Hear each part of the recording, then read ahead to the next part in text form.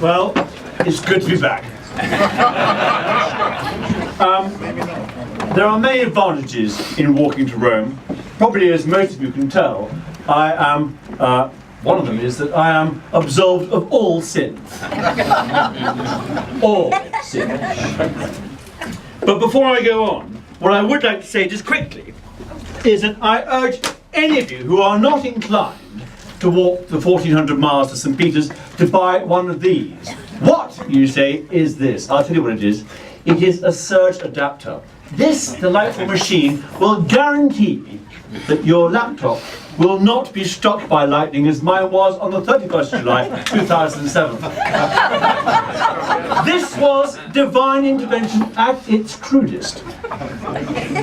Short of the heavenly host appearing in my sitting room, which is a very small place, imagine all the wings flapping, the halos, all that stuff.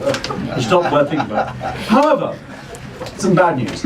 So, if you buy one of these things, it will guarantee your laptop won't get struck by lightning. But what I will say is this, is that I looked online this morning on Amazon, there are only 2 available.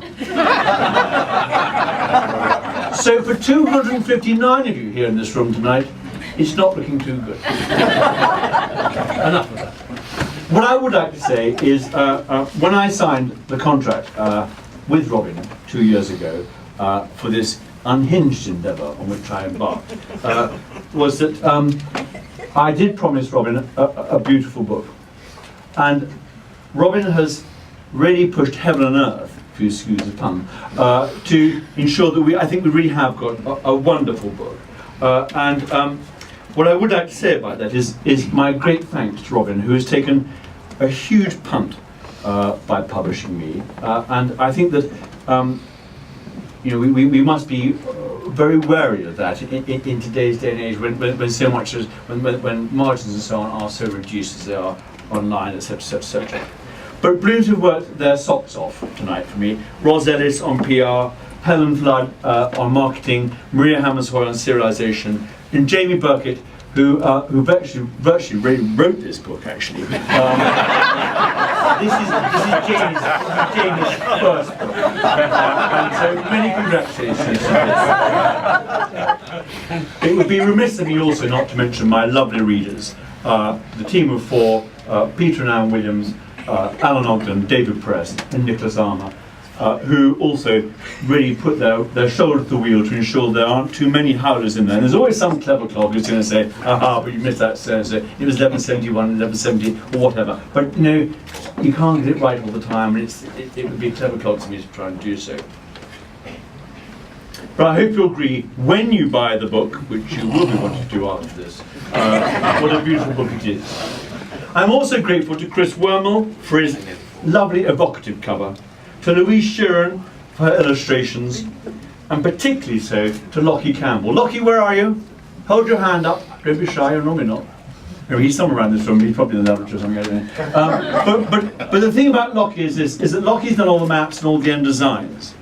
And one of the features of the end design, of the end pages, is an enormous map of the overview of the journey, and he's done a simply great job. But in that, there is a little feature of Botticelli's Venus rising out from the waves. It was sort of to fill a large gap in the Mediterranean. when Lockie first did this, you'll notice in the action, she's got a lot more hair around her midriff than she would normally have, because in the first draft, it appeared she was holding something else. I just put that in. But I'm also grateful tonight to John Chatfield Roberts of Jupiter Asset Management, James Henderson of Bloomsbury, of Bell Pottinger, Sean Gibbons, and Catherine and Jane Roberts of JC Journeys, because without their generosity and their support, this simply wouldn't be such a big party tonight. There are about 3 of us and a fish cake in the Duke of Bloomsbury around the corner or whatever. So I'm pretty grateful for them. I'm also grateful to Anthony Gibson Fleming for the lovely flowers, to Tori Barlow for keeping an arm to Giles Stibby, who let me use this great room, to Tom Radcliffe, who's been my sort of point of contact, and to the lovely Anna Scholler. Anna, it's her 3rd day in the job here, and she's got this place under control already, and my goodness, we've been looked after grandly. You can have no idea how the prospect of tonight for the last 2 years and for the 1,400 miles I walked all that bloody way to Rome, kept me going. This party, the thought of this party, the prospect of the night has been really very key indeed.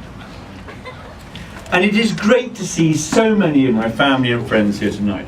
Sadly, however, my brother Charlie is away on business in China.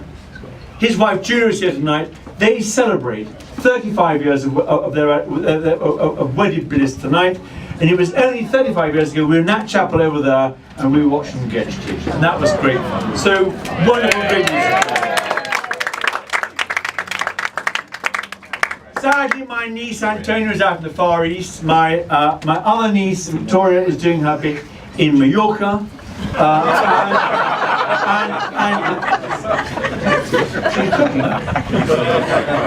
And then my nephew Joss is out with First Coldstream in Afghanistan on operations as we speak. My other nephew, my younger nephew Humphrey, is captain of the guard at Windsor Castle. And when he rang up to say he couldn't make it tonight, he said to me, he said, Uncle H, I can't be here tonight. I can only manage one queen at a time.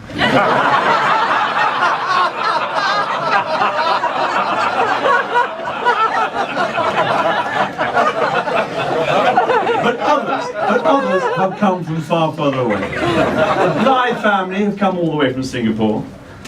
Justine Hardy has come from war-torn Kashmir, playing this morning. Andreas Bruski. Mein Pilgrim von der Weg. Ja, wo ist Andreas? Bitte Handy hoch. So, all the way from Düsseldorf. Andreas and I walked for 5 days together on the route. And it's great to have you here, dear friend. But there's one person in particular who has come a very long way to be here and who's walked all the way today and arrived in London this afternoon, having walked over 1,000 miles from Madrid. And that's dear Brian. I think that deserves a special round of applause. If there's a doctor in the house, you'll see later. And talking of wounded and walking, you may have noticed that around the place a little buckets. That's not because the gents are closed or out of commission because we can't afford to run them in the ministry events today. Actually, the buckets are for walking with the wounded. Ned Parker, who set up Walking with the Wounded, tonight is a charity of choice, and they do such great work for our brave young men and women who have given so selflessly in the recent campaigns. And so please, when you see the bucket, put some money in it, because it goes to a very good cause indeed. And I think it's very important we support that. Generosity is, of course, a form of kindness. And throughout my journey, the kindness of people to me, having me to stay, putting me up, or simply showing me the way, because at times, I will confess, my map reading was, well, a little here and there. I touch on it vaguely in the book, but I don't do too much about it. So you get a feel for the... Losing your way to Siena. That's it.